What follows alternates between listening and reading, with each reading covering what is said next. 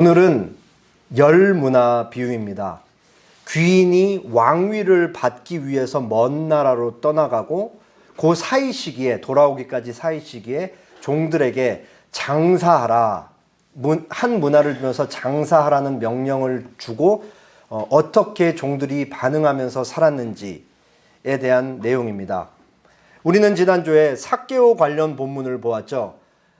예수님께서 여리고에 들어가서 지나가실 때 그곳에 삭개오가 살고 있었습니다. 삭개오는 예수님을 간절히 보기를 바랐습니다. 그러나 키가 작았고 사람들이 삭개오를 너무나 미워하고 있었기 때문에 사람들이 장애물이 돼서 예수님을 볼 수가 없었죠. 그래서 삭개오는 나무 위로 올라갑니다. 나무 위에 올라가서 예수님을 보려고 했던 것이죠. 그럴 때 예수님께서 삭개오가 올라간 나무 근처에 지나가시고 삭개오가 올라가 있는 나무 아래에 도달하셨을 때 나무 위를 보면서 삭개오를 부르시며 말씀하시죠. 삭개오야, 내가 오늘 너의 집에 유하여야 머물러야 하겠다. 그러자 삭개오가 너무 즐거워하면서 예수님을 영접합니다. 그러자 주변에 있는 사람들이 모두 다 같이 수근수근 되기 시작했죠. 저가 예수라는 선생이 죄인의 집에 유하러 갔도다. 그러자 그 말을 듣고 이제 삭개오가 말을 합니다. 예수님을 영접한 삭개오가 말을 하는 거죠. 내가 지금까지 취한 돈 중에 절반을 가난한 자들에게 나눠줄 것이며 내가 세리장으로 있으면서 사람들의 것을 착취한 것이 있으면 4배나 갚겠습니다. 라고 그렇게 얘기를 합니다. 그러자 예수님께서 삭개오를 향해 그리고 삭개오를 비난하던 자들을 향해서 말씀하시죠. 오늘 이 집에 구원이 이르렀으니 이 사람도 아브라함의 자손이다. 그러면서 예수님께서 마지막으로 하시는 말씀이 누가복음 전체를 한 문장으로 요약하는 중요한 말씀이라고 지난주에 말씀드렸습니다. 인자가 온 것은 잃어버린 자를 찾아 구원하려 함이니라. 예수님께서 이 땅에 오신 목적과 이유는 당대의 사람들이 죄인이라고 손가락질했던 그 사람을 잃어버린 자라고 규정하시면서 그와 같은 사람을 찾아서 구원하기 위해 왔다라고 그렇게 말씀을 하셨습니다. 그리고 오늘 본문이 이어집니다. 11장에 예수님께서 왜 지금 비유를 말씀하시는지에 대해서 비유의 목적을 기록하고 있고 12절부터는 비유가 시작되죠. 12절에서 13절은 귀인이 종들을 불러다가 장사하라 그렇게 얘기하는 장면이고 14절에서는 또 다른 부류의 사람이 나와요. 그 백성이라고 하는 사람들입니다. 그 백성들은 귀인이 왕이 되는 것을 원하지 않는 백성들이에요. 그리고 15절에 귀인이 왕이 되어서 돌아옵니다. 그리고 16절부터 23절까지는 처음에 주인으로부터 문화를 받았던 세 부류의 사람들이 등장을 합니다. 그리고 마지막 24절에서 27절은 돌아온 왕이 앞에 있는 그 두 부류의 사람들을 향해 명령을 하는 것이죠. 그렇게 오늘 본문 개요가 되어 있습니다. 드디어 이제 누가복음 전체 구조에서 9장 51절에서 오늘 본문 끝인 19장 27절까지 예수님의 예루살렘 여행 그리고 주제는 제자도 관련된 대단원이 끝납니다. 무려 10장에 걸쳐서 오랜 기간에 걸쳐서 우리가 봤죠. 그리고 이제 다음 주에 이 표를 한 번 더 보여드릴 건데 이제 드디어 이제 예수님은 예루살렘 입성하기 위해서 여리고에서 예루살렘으로 올라가십니다. 그래서 요점을 주지해 주시고 예루살렘으로 이제 향하는 예수님의 여정의 마지막 부분에 예수님께서 마지막으로 제자들에게 가르치고자 하기 위해서 문화 비유를 드신 이유가 무엇인지, 제자들은 무엇을 잘못 생각하고 있는지, 그리고 더 나아가서 이 말씀을 통해 하나님께서 우리에게 바라시는 삶의 모습은 무엇인지 한번 생각해 보도록 하겠습니다. 비유의 목적을 먼저 살펴보죠. 19장 11절입니다. 그들이 이 말씀을 듣고 있을 때에 비유를 더하여 말씀하시니 이는 자기가 예루살렘에 가까이 오셨고 그들은 하나님의 나라가 당장에 나타날 줄로 생각함이더라. 오늘 본문의 시작이 그들이 이 말씀을 듣고 있을 때에로 시작을 해요. 여기서 그들은 누구이냐? 지금 예수님과 함께 하고 있는 12사도들, 그리고 12사도들을 제외한 그 외 많은 제자들이고, 그리고 여리고에 있었던 예수님을 쫓는 무리들이 있었겠죠. 그리고 그들은 이 말씀을 듣고 있었습니다. 이 말씀은 뭐냐? 예수님께서 삭개오에 대해서 하신 말씀.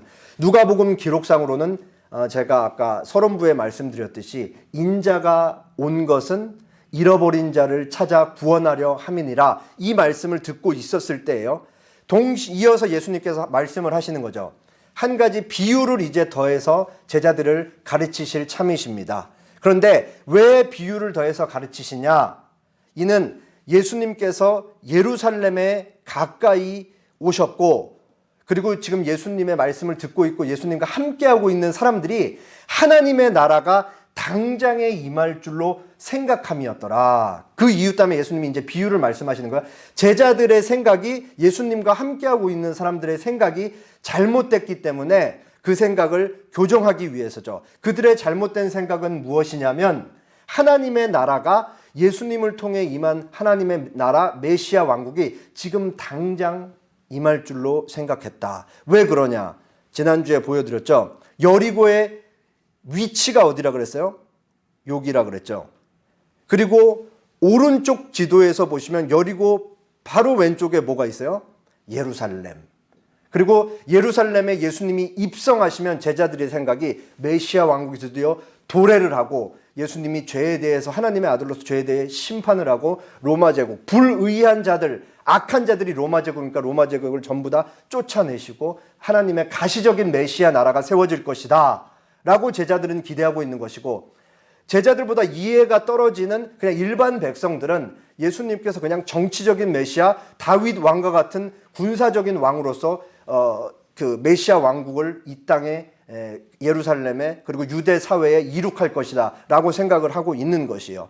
그래서 여리고에서 예루살렘까지 무려 1000m를 올라가야 되는데, 뭐 학자들마다 조금 다르게 하는데 20m에서 20km에서 29km 사이 정도, 이제 하루길만 올라가면 예수님이 예루살렘에 입성을 하시는 거죠. 그러니까 제자들은 지금 굉장히 기대감에 부풀어 있는 거예요. 아, 이제 거의 막바지까지 왔다. 우리가 예수님과 3년 동안 동고동락하면서 드디어 우리의 선생이자 메시아이자 하나님의 아들이신 저분이 이제 이 땅에 눈에 보이는 하나님의 나라를 만들 것이다. 우리는 거기서 국무총리도 하고 비서실장도 하면서 크게 뭔가를 해볼 것이다라는 굉장히 잘못된 기대감에 부풀어 있는 것이죠. 그러니까 예수님께서 그 기대가 잘못된 것이다 라는 것을 알려주기 위해서 이제 비유를 드시는 거예요.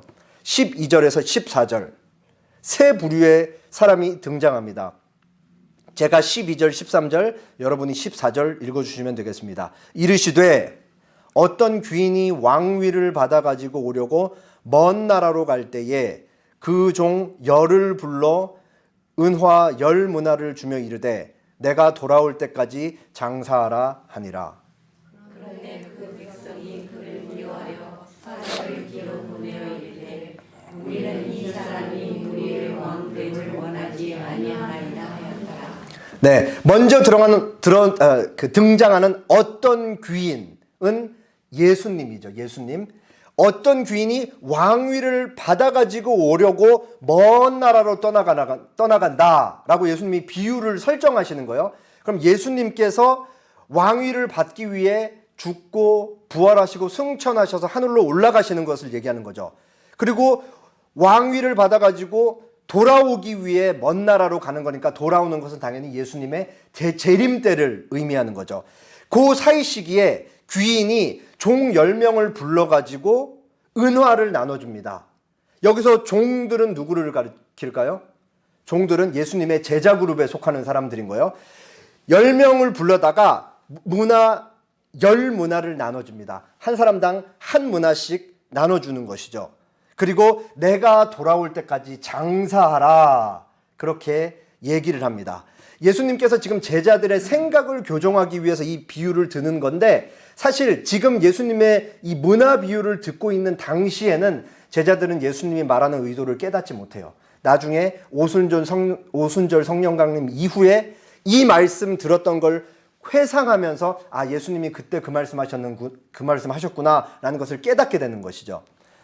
그래서 지금 예수님이 귀인이 왕위를 받아가지고 멀리 떠날 때 종들을 불러서 나눠준 한 문화는 당시에 어떤 가치가 있는가?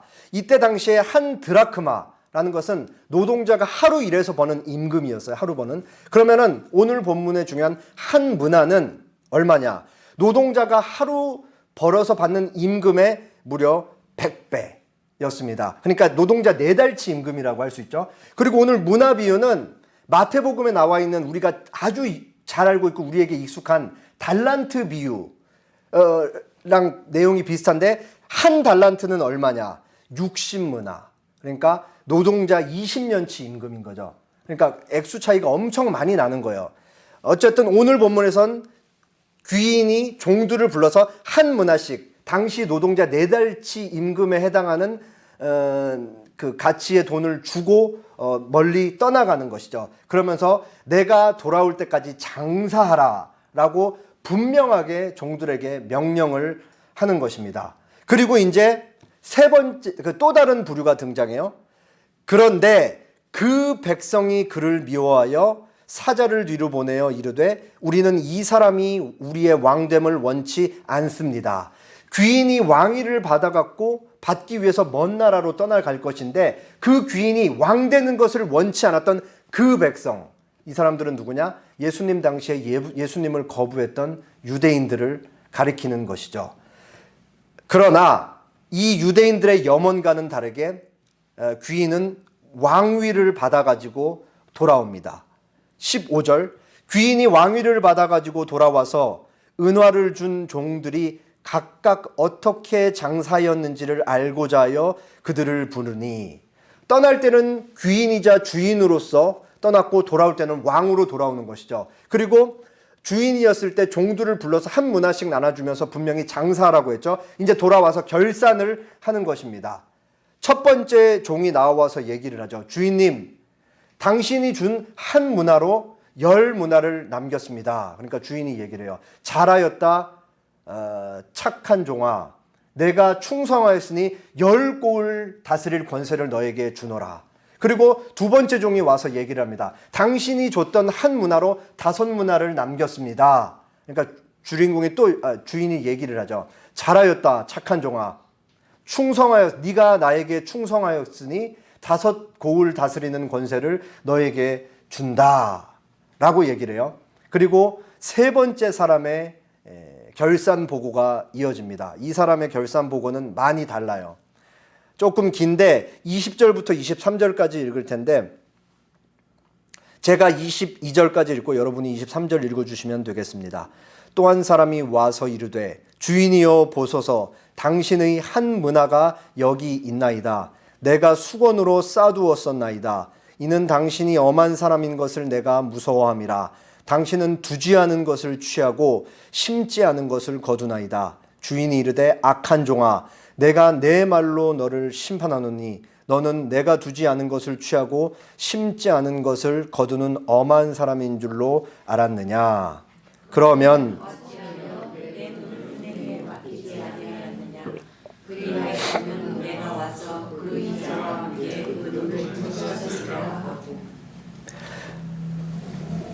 세 번째 사람이 얘기를 하죠.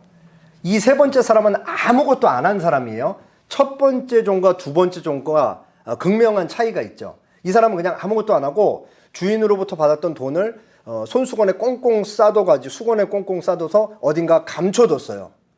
그리고 와서 주인이 넌 뭘 했냐 물어보니까 이 사람이 하는 변명이, 당신이 엄한 사람인 것을 내가 두려워했기 때문에, 그리고 당신은 두지 않은 것을 취하고 심지 않은 것을 거두는 사람이기 때문에 나는 당신을 너무나 무서워해서 당신이 준 한 문화로 아무것도 안 하고 그냥 보관만 해두었습니다 라고 이렇게 보고를 한 거예요.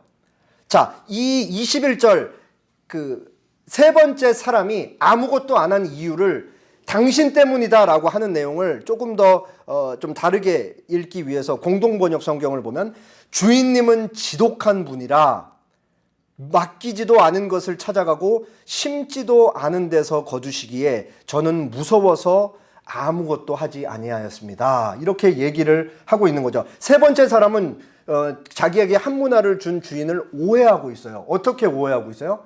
무자비한 착취꾼. 바늘로 찔러도 피 한 방울 안 나올 정도로 이익을 남기는 데 있어서는 냉혈한 같이 오해를 하고 있는 거예요. 그런데 이미 첫 번째 종과 두 번째 종이 자신이 받은 한 문화로 열심히 이익을 남겨서 주인으로부터 보고를 하고 주인이 칭찬을 하고 했던 그 장면을 보면서 주인은 그런 무자비한 사람이 아닌 것을 우리가 이미 확인을 했죠. 그리고 주인은 한 문화로 10문화를 남긴 사람과 한 문화로 5문화를 남긴 사람을 전혀 차별하지 않죠. 5문화 남긴 사람한테 너 왜 10문화 남긴 사람처럼 5문화밖에 남기지 못했느냐라고 뭐라고 하지를 않는단 말이에요. 그래서 제가 참고하는 학자 중 일부와 그리고 어떤 목사님들은 본문은 얘기하고 있지 않지만 만약에 세 번째 종이 장사는 열심히 했는데 아무런 이윤을 남기지 못했다라고 할지라도 주인은 세 번째 종을 나무라지 않았을 것이라고 그렇게 얘기를 합니다. 그런데 세 번째 종은 뭐가 문제였어요? 아무것도 하지 않았다라는 것이죠. 그 아무것도 하지 않았다는 거의 문제는 뭐냐?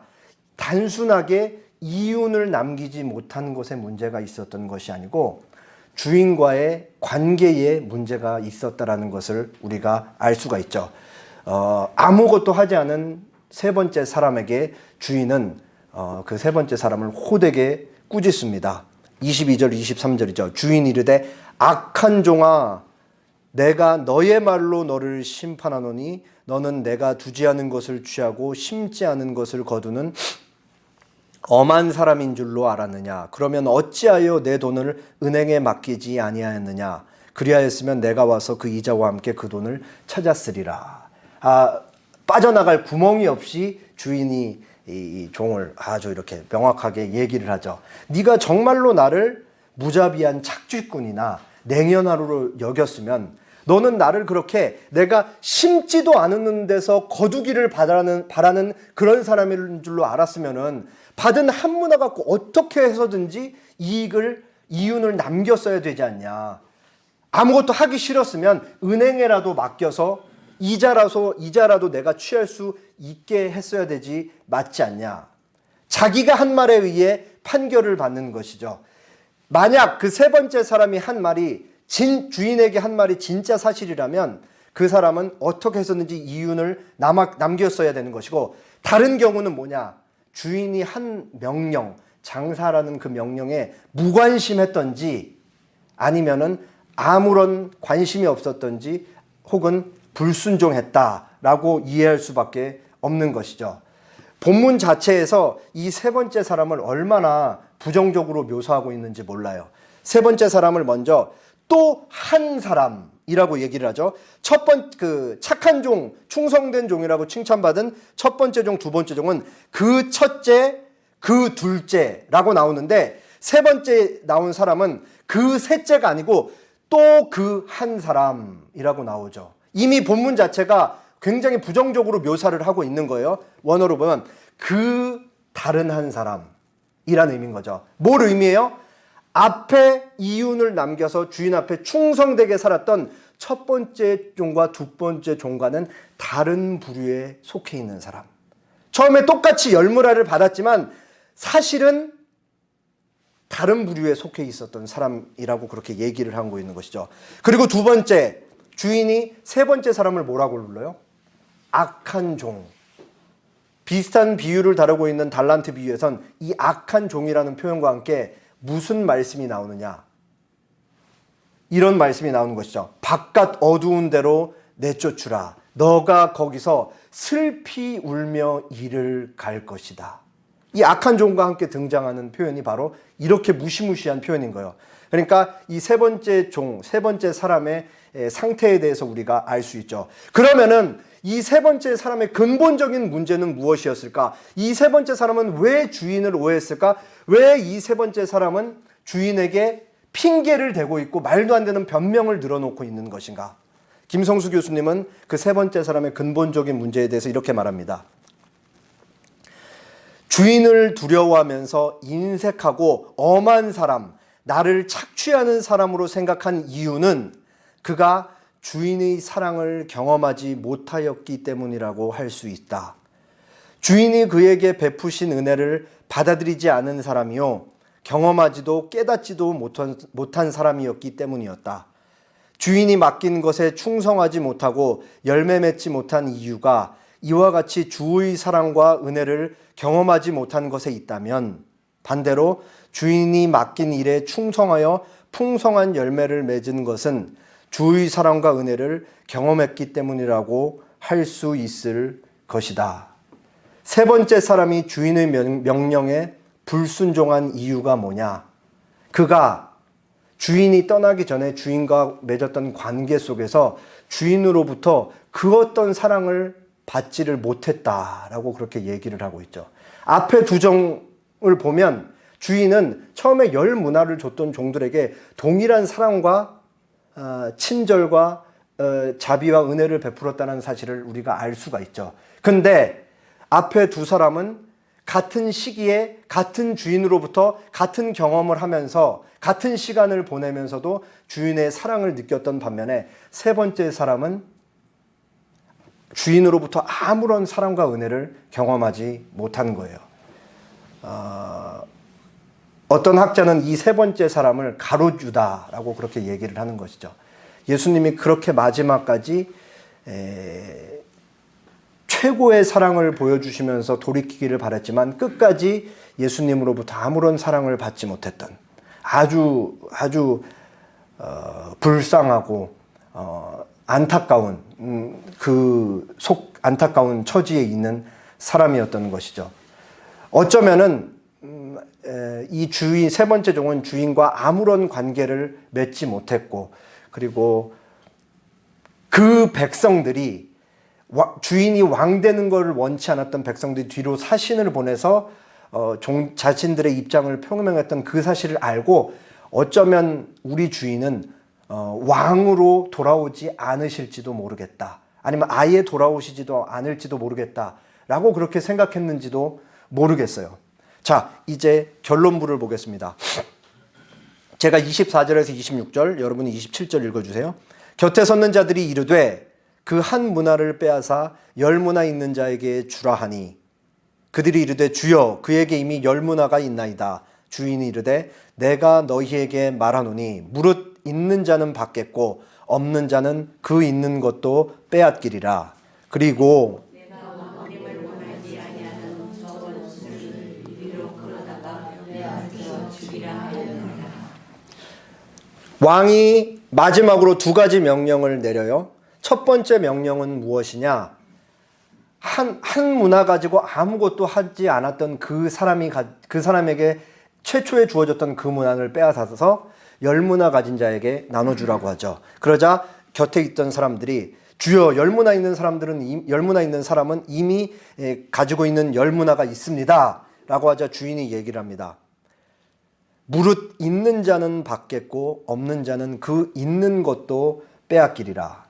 귀인이 왕위를 받으러 간 사이에 귀인으로부터 받았던 한 문화를 통해 무언가를 해서 남긴 사람은 그 남긴 걸 통해 더 많은 것을 받고 상을 받는다라는 의미죠. 본문에서는 10고울 권세, 5고울을 다스리는 권세를 받은 것과 같이 더 많이 받을 것이고, 그리고 나중에 최종적으로 더 세 번째 사람의 문화까지 받았듯이 더 받을 것이고, 아무것도 하지 않아서 남기지 않은 사람은 있는 것까지도 빼앗길 것이다. 그렇게 얘기를 하죠. 여기에 우리 이 기독교의 묘한 역설이 나와 있는데, 제임스 에드워드 학자라는 학자는 이 역설에 대해서 이렇게 얘기를 합니다. 우리가 현실을 살아갈 때 아주 되새기고 실천할 수 있는 중요한 역설인 것이죠.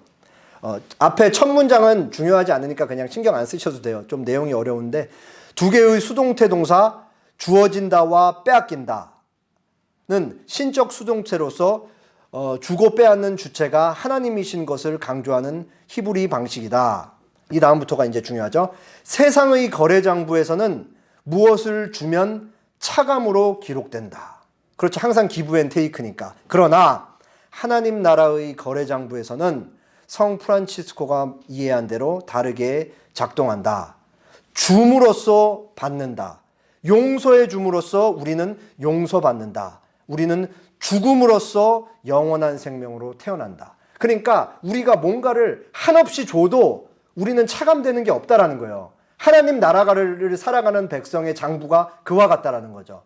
반면에 세상 사람들의 세상 장부에서는 뭔가를 주면 반드시 빼앗길 수밖에 없기 때문에 우리가 누군가를 끊임없이 사랑을 주고 용서를 해주고 우리가 미랄과 같이 우리의 삶을 죽음으로 내모는 자리까지 그들을 위해 살아갈지라도 우리는 빼앗기는 게 하나도 없다. 오히려 현세에서 그와 같은 우리의 삶은 영원한 나라의 삶에서 영원한 생명으로 보장받을 것이다. 그렇게 얘기를 하고 있죠. 그리고 두 번째 왕의 명령입니다. 두 번째 왕의 명령은 귀인이 왕위를 받으러 떠날 때 왕이 되지 않기를 바랬던 그 백성에 대한 명령입니다. 내가 왕됨을 원하지 아니하던 저 원수들을 이리로 끌어다가 내 앞에서 죽이라 하였느니라. 바로 예수님이 왕되기를 원하지 않았던 사람들을 향해 저 원수들이라고 얘기하면서 내 앞에서 끌어다가 죽이라. 결국은 이 땅에서 살아갈 때 사람들이 이걸 알던 모르던 자기들이 그렇게 생각하던 안 하던 우리가 받아들이기에는 이거는 명백한 진리이고 그들은 결국 예수님을 거부했기 때문에 예수님을 거부한 건 하나님을 거부하는 것이기 때문에 영원한 죽음을 맞이할 것입니다. 영원한 죽음이란 말 자체가 조금 이상하죠. 그러나 죽으면 한 번 끝나기 때문에 영원한 죽음이 이상한 거지만 여기서 죽음이란 것은 우리가 몸을 입고 살아갈 때 한 번 죽는 이 몸의 제한된 삶 속에서 죽는 것을 의미하기 때문에 이때 영원한 심판주로 예수님이 오실 때 받는 우리가 선고당하는 영원한 죽음이라는 것은 그때는 죽고 싶어도 죽을 수 없는 그런 상황을 말하는 것이죠. 오늘 본문에는 모두 세 부류의 사람이 등장해요. 첫 번째, 주인이 준 문화를 가지고 열심히 장사해서 이윤을 남겨 칭찬받은 착하고 충성된 종들. 두 번째, 주인으로부터 받은 문화를 가지고 아무것도 안 한 악한 종. 그리고 세 번째 부류는 예수님이 왕 되는 것을 원치 않았던 그 백성. 이 세 부류가 등장해요. 우리는 그 백성에 속하는 사람들은 없기 때문에 첫 번째, 두 번째 종과 세 번째 사람을 통해 우리 메시지를 받을 수 있는 거죠. 첫 번째, 두 번째 종을 통해서는 도전을 받고 세 번째 사람을 통해서 우리는 경고를 받을 수 있습니다.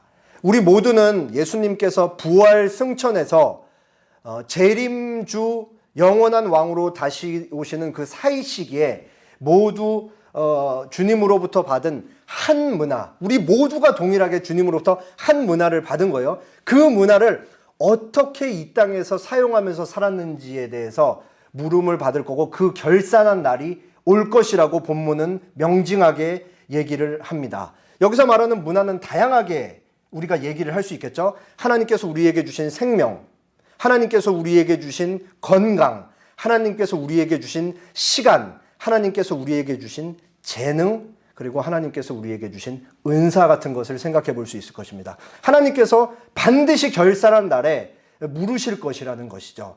너는 내가 너에게 교회를 세우기 위해서 준 은사를 가지고 무엇을 했느냐? 너는 내가 너에게 이웃을 조금 더 풍성하게 섬기게 하기 위해서 너에게만 준 재능을 가지고 무엇을 했느냐? 너는 내가 준 시간을 가지고 무엇을 위해 어디에 사용했느냐라고 물을 날이 반드시 올 것이다 라고 본문은 그렇게 얘기를 합니다. 여기서 중요한 것이 뭐냐? 오늘 문화 비유의 핵심되는 것이 뭐냐? 바로 주인과 종의 관계예요. 바로 우리와 하나님, 우리와 예수님의 관계인 것이죠. 주인이 장사하라라는 명령을 하다라고 떠나죠. 그 말은 굉장히 중요한 거예요.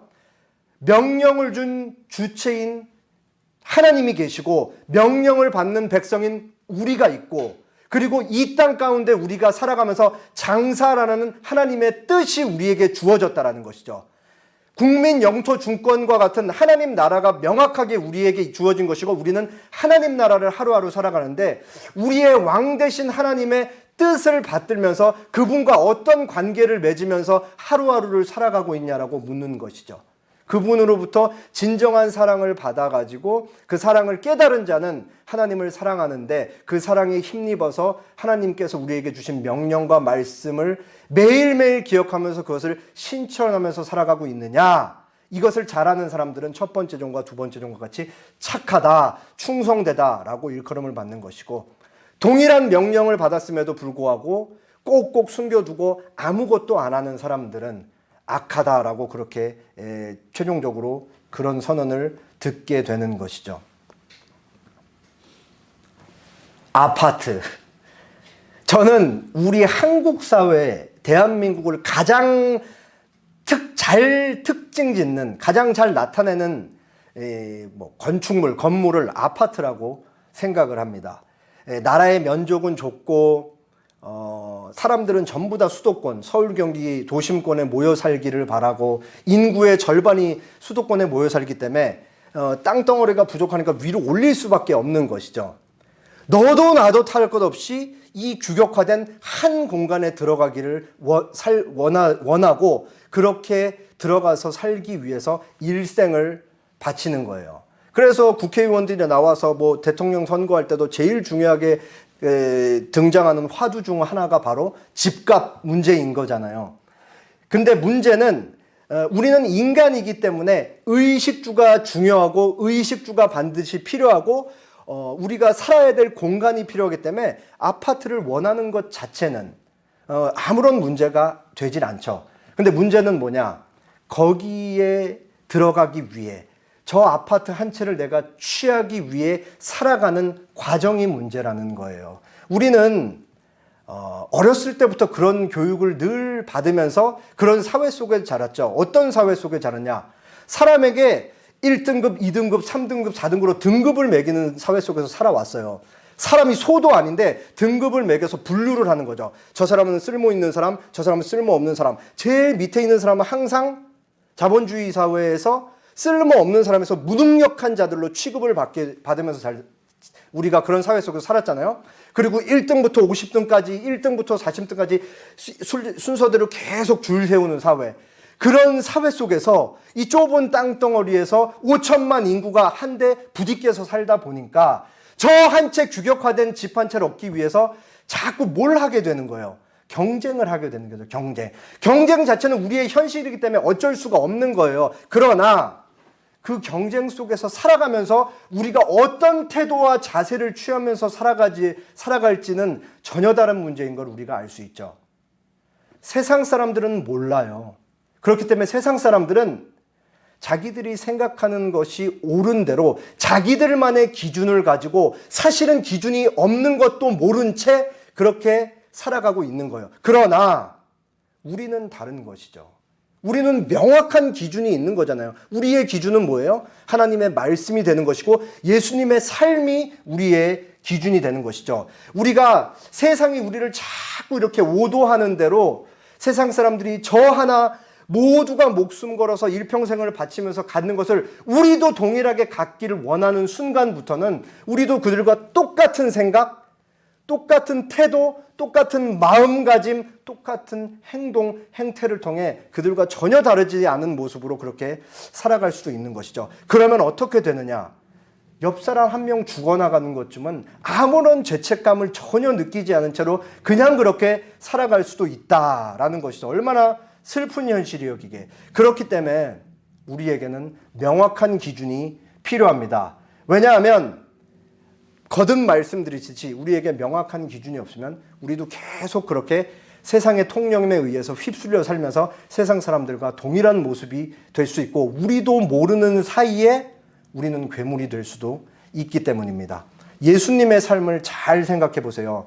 예수님께서 시공간을 사시면서 3년이라는 시간 동안 공생의 사역을 하실 때 예수님께서는 자신의 시간을 어떻게 사용하셨는지, 예수님께서는 자신이 가진 능력을 어떻게 사용하셨는지 우리 이미 누가복음을 19장 거의 이제 마지막까지 봐왔어요. 앞에 예수님이 어떻게 사셨는지에 대한 내용을 우리가 잘 알고 있다고요. 예수님께서 어떠한 사람들을 만났는지, 예수님은 끊임없이 죄인들을 만나셨고, 예수님은 당대사회에 손가락질 받는 세리들을 만나셨고, 병자들의 병을 고쳐주셨고, 귀신 들린 자의 몸에서 귀신을 쫓아내주셨고, 부자들도 만나셨고, 예수님을 비방하는 바리새인들도 만나셨고, 당대사회에서 전혀 가치 있게 평가받지 못하는 여자들을 제자로 삼으셨고, 어린아이들을 안아주셨으며, 그게 예수님의 자신이 받은 문화를 가지고 살았던 이 땅에서의 삶이었던 것이죠. 예수님은 어둠에 갇힌 세상 속에서 빛의 존재로서 그 빛으로 사는 삶이 어떻게 이 어둠 가운데 처한 이 세상 사람들에게 전혀 다른 결과를 초래할 수 있는지를 자신의 삶으로 증명하면서 사셨던 것이죠. 그리고 그 예수님의 삶은 하나님께 철저하게 순종했던 삶이라는 것을 우리는 계속해서 보아왔습니다. 하나님의 뜻이 어디에 있는지, 하나님의 마음이 어디를 향하고 있는지, 하나님께서 세상을 얼마나 사랑하시는지 예수님은 늘 그것을 드러내기 위해서 자기 자신을 위해 사시는 것이 아니고 항상 하나님께서 만나게 해주는 수많은 사람들을 위해 그 사람들을 통해 예수님을 믿게 하고 하나님과 화해하는 그 일을 위해 사셨다라는 것을 우리가 알 수가 있는 것이죠. 그리고 예수님은 죄인을 향한 하나님의 사랑이 얼마나 영원까지 미치고 크신지 자신의 죽음을 통해 증명을 하셨던 것이죠. 세상은 멈추질 않을 것입니다. 세상은 끊임없이 권력을 향해 치달을 것이고 계속해서 그래왔고 앞으로도 그럴 것처럼 적으로 간주되는 사람은 짓밟고 뭉갤 것이고 약자들은 항상 착취의 대상이 될 거예요. 이것은 우리가 죽을 때까지도 변하지 않을 것입니다. 그럼에도 우리는 이 땅 가운데 그리스도인으로서 어떠한 삶으로 부름을 받았냐라는 것을 우리가 명확하게 견지하고 있느냐에 따라서 우리는 세상 사람들과는 전혀 다른 모습으로 이 땅을 살아갈 수 있는 것입니다. 히브리서 5장 7절, 그는 육체에 계실 때에 자기를 죽음에서 능히 구원하실 이에게 심한 통곡과 눈물로 간구와 소원을 올렸고 그의 경건하심으로 말미암아 들으심을 얻었느니라. 히브리서 기자가 예수님이 겟세마네 동산에서 심한 통곡과 눈물로 하나님께 기도를 드렸다라는 것을 묘사하는 장면이에요. 겟세마네 동산에서 예수님의 기도는 이제 십자가 죽음을 앞둔 죄인들을 위해 자신이 제물로 바쳐질 대속을 위한 죽음을 앞둔 자로서 통곡을 하면서 하나님께 눈물로 기도를 올렸던 바로 그 겟세마네 동산의 기도였던 것이죠. 우리가 동일한 자리로 부름을 받고 있는 것이에요. 예수님만 할 수 있는 기도이지만 우리도 동일한 자리로 예수님이 지금 미랄로서 우리를 살리시기 위해 죽기 위해서 이렇게 심한 통곡과 눈물로 기도를 올리고 있는 것처럼 우리도 동일하게 예수님과 같이 하나님이 보내신 세상 속에서 죽어져가는 누군가를 위해 죽어져가는 하나의 미랄로 그렇게 보냄을 받는 것이고 그 미랄로 보냄을 받는 우리의 실존과 삶에는 반드시 뭐가 뒤따를 수밖에 없느냐? 심한 통곡과 눈물로 하나님께 기도를 올릴 수밖에 없는 그 고통의 자리가 뒤따른다라는 것을 우리가 알 수 있는 것이죠. 그러나 여기서 우리의 삶은 끝이 아닙니다. 예수님께서 이렇게 심한 통곡과 눈물로 하나님께 기도를 올리고 죽으셨지만 그것으로 끝난 것이 아니고 죽음을 이기시고 부활하셔서 부활의 첫 열매가 되셨잖아요. 예수님께서 부활의 첫 열매가 되셨다라는 말은 예수님께서 부활하셨듯이 예수님을 따르는 우리 모두도 부활할 것이다라는 것을 우리에게 이미 확증하셨다라는 사실을 우리가 알 수 있는 것이죠. 우리에겐 영원한 상이 기다리고 있는 눈물도 없고 우리가 이 땅에서 흘렸던 고통의 자리에서 흘렸던 눈물을 하나님께서 직접 닦아주시는 그 영원한 세계가 우리를 기다리고 있기 때문에 우리는 이 땅에서 살아갈 때 주님께서 주신 문화를 가지고 눈물을 흘리면서 미랄로 살아갈 수 있다라는 것을 우리가 알 수 있는 것이죠. 이 볼 때마다 충격적인 그림이에요. 제가 앞에 화면은 글을 가져오지 않고 이 그림 딱 봐도 우리가 가인과 아벨인 거는 바로 알 수 있죠. 너무 유명한 가인과 아벨에 대한 내용이니까 이 그림을 가지고 제가 좋아하는 김기성 목사님이 해설하신 것을 짧게 읽어드릴게요. 그림을 보면서 천천히 들어보세요. 아벨, 그는 일어설 수가 없습니다. 양손에 곤봉을 든 가인이 왼발로 그의 옆구리를 완강하게 짓누르기 때문입니다. 첫 번째 타격으로 그의 머리에는 벌써 피가 흐릅니다. 안간힘을 다하여 형을 바라보려 하지만 부질없는 몸짓입니다. 아벨을 바라보느라 바짝 숙인 가인의 얼굴은 잘 보이지 않습니다. 자신의 그림자에 갇힌 것처럼 어둠 속에 있습니다. 가인은 하늘을 보지 않습니다. 아벨을 바라보는 시선은 심판자처럼 매섭습니다. 스스로 심판자의 자리에 섰기 때문입니다. 이 그림을 볼 때 우리는 그리스도인의 삶은 항상 이 아벨과 같은 자리에 처해 있는 사람들이어야 되는 거예요. 그런데 우리도 모르는 사이에 통념에 휩쓸리면서 세상 사람들과 동일한 것에 가치를 부여하면서 그것에 목말라 하면서 그것을 손에 쥐기 위해 모든 시간과 힘을 거기에만 쏟고 있다면 우리도 모르는 사이에 가인의 위치에서 아벨을 때려잡고 있는 살인자의 모습으로 둔갑해 있을 수 있다라는 것이죠. 마지막으로 김기성 목사님이 이 그림을 다 설명하고 나서 이렇게 얘기하고 그림 설명을 마칩니다. 이것을 소개하고 설교를 마치겠습니다. 이런 참담한 일이 벌어지는데도 하나님의 개입은 일어나지 않습니다. 무능해서가 아니라 인간에게 자유를 선물하셨기 때문입니다. 인간은 자기 행위에 대한 책임을 스스로 져야 합니다. 이 그림에서 생명의 김이라고는 그림 왼쪽에 배치된 작은 나무 한 그루뿐입니다. 타자에 대한 폭력이 일상이 된 현실에서 이 그림을 본다는 것은 어떤 의미일까요?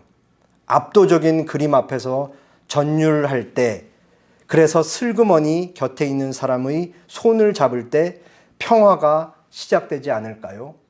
라고 그렇게 그림 설명을 끝냈습니다. 예수님은 자신의 시간을 이 땅에 사실 때 자신의 생명과 자신의 능력을 어떻게 사용하셨는지 오늘 말씀을 통해 다시 한번 되새겨보았으면 좋겠습니다. 그리고 예수님께서 가지신 시간과 생명과 재능을 어떻게 사용하셨는지를 생각하는 것으로 끝나는 것이 아니라, 그럼 우리는 하나님께서 우리에게 주신 문화를 가지고 어떻게 하루를 하나님께서 장사하라, 그것을 선용하라, 너 혼자만을 위해 사용하지 말고 누군가를 살리고 누군가를 부욕하는 데 쓰라 라는 말씀에 대해서 곰곰이 나는 그럼 어떻게 살아갈 것인가에 대해서 생각해 볼 수 있는 오늘의 말씀이면 좋겠습니다. 함께 기도하겠습니다.